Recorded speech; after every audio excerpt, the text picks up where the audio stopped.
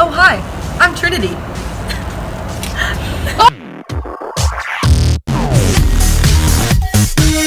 Hi, I'm Cora.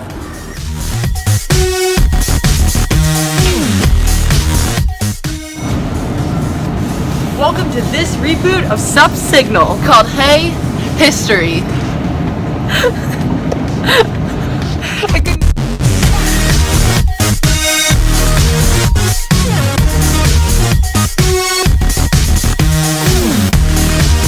What's up, guys? It's Trinity and Cora. We're here to vlog today about detente. Detente was a time during the Cold War where tensions were relieved Temporarily. Yes, between the Soviet Union and the United States. It was like a little breather for the two. You know, they needed some time apart to just chill. And like the tensions were like at ease a little bit, but they were also on edge because they knew that the tensions weren't gone forever, just temporarily. Think of it like this sweet strawberry. It's nice, sweet, and delicious. But at the same time, there were the salty Fritos, the potential for danger. Both existed at this time. And we're back on the road. So, during the 1970s, the president during detente specifically would have been Richard Nixon. Big Tricky Dick. So, Tricky Dick, he wasn't the man we wanted to represent us all the time, because Tricky Dick got involved in some stuff that wasn't the best, you know what I mean? Specifically, what I'm referring to is Watergate. So Watergate was when Nixon, who was a Republican, had his bros listening in on the upcoming presidential candidate. And he had him listen in on the conversation and then bust up in the place and steal a bunch of papers and all sorts of information. Super uncool of him. And this made, obviously, some big news. So we were not the happiest about the matter. But it's okay, because everyone makes mistakes. But still, we didn't want the international community knowing about this downfall because, like... We're America. And that's pretty petty for a president to do that. It's green. No, it's not. That's the green arrow. I'm not turning right. Anyway. Another thing we should notice about this time that happened in America was the Kent State shooting. This happened on May 4th in 1970, and it was at Kent State University in Ohio when some of the students were protesting the bombing of Cambodia. And then the Ohio National Guard opened fire on them. They fired 67 rounds in 13 seconds, and they killed 4 people and injured 9 others and left 1 person paralyzed terminally. That was not the right word. Forever. Splice it however you want. Alright. So, Coach Clark, what do you think about the Kent State massacre? So, I think that's a hard question to answer. What do I think about it? I wasn't there, right? True. But it has something to do with Vietnam, right? All right. Yes. Pretty much there were guardsmen on Kent State's campus, right? And there was a disturbance that one guy felt like the guy that had the gun ended up shooting 4 kids. Yeah. All right. That ended up losing their life, and all they were simply doing was just protesting. True. So, I want to know the song. Kevin, what's the song? Kent State Massacre. Yeah, you know. 4 Dead in Ohio. Just join in. Yes, 4 Dead in Ohio. That's it. 4 Dead in Ohio. Who sang We'll it? put a You clip remember? of it in. Please don't, please. Yeah, Cool. Neil Young. Neil Young. Thank you, Neil everybody. Young. Neil Young. That's it. Peace. All right.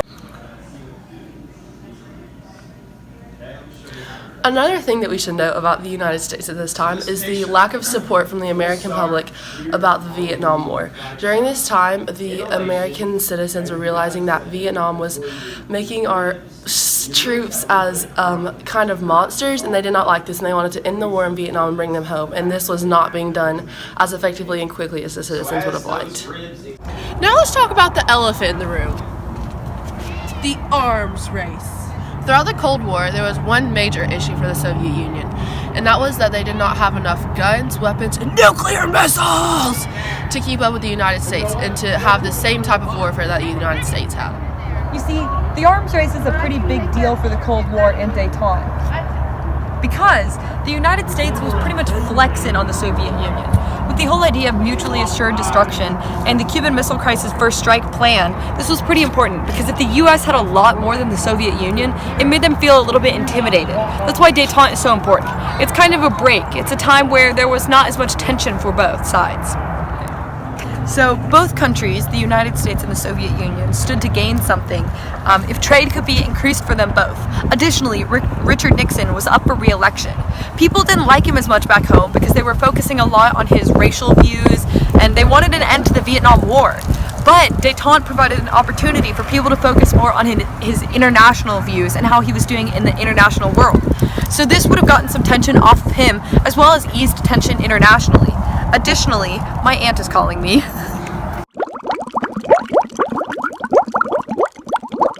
Since meeting with China also heightened the Soviets' interests, given the fact that there were tensions between Soviet Russia and China, and they did not want China and the United States both against them.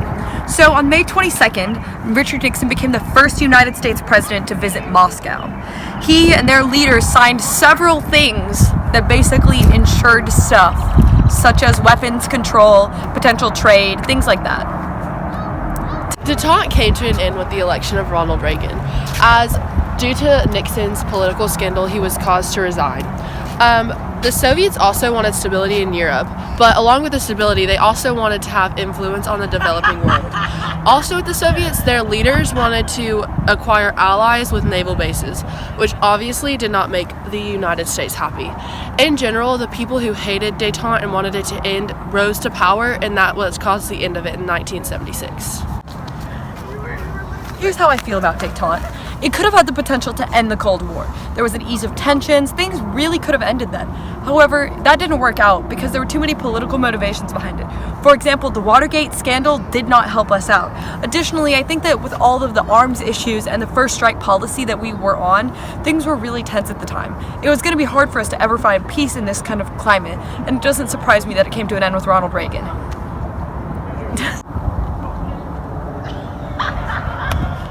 I think detente was the right idea, but just at the wrong time. I think there were too many ulterior motives for it to have been successful, especially with all the political and arms issues. I think the only thing that could have completely resolved this issue was complete victory by the United States in the fall of the USSR!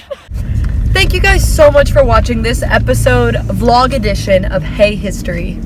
I hope you enjoyed all of our different locations around Chattanooga, and not just shows you a little piece of what America is like. That's right, we really are the melting pot, and we just wanted to show you guys that. Additionally, we know that you're amazed by our vast knowledge of detente, so no worries, you're welcome. See you next time on Hey History!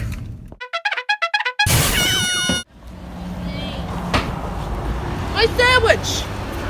A piece of turkey could have just gotten in that pocket. What? Oh, I should have gotten the trash. That's what I asked you to do. Hold this. Okay. Thanks. This looks really good. Ah! I am literally causing chaos. Just like they taught, actually. Do you want to start facing backwards? Someone just replayed my snap. Do you want to face backwards and turn around? Okay. Ready? But I need to turn it all the way because my hair will look better when I look at So you'll flip. Do you want to switch sides? it. A spinach came flying out of my mouth. How did they talk back then? Like us? It's. Oh my god, what is this guy doing? What are you doing? You're dumb. You're a big fat stupid idiot. I don't even know how to get to that lion's wax. Jeez. Why don't y'all just all park in the other lane? These idiots don't know how to park. I'm glad we Interviews. Oh gosh. Listen, we need to ask you a question. Oh no. It's a pretty heavy one. Oh gosh. What is it? All right, what are your thoughts on the Cold War? Oh gosh. Well, it was a very bloody war. It was the most bloody war, I know that. So it's very interesting. But You heard it here, folks. Thank you.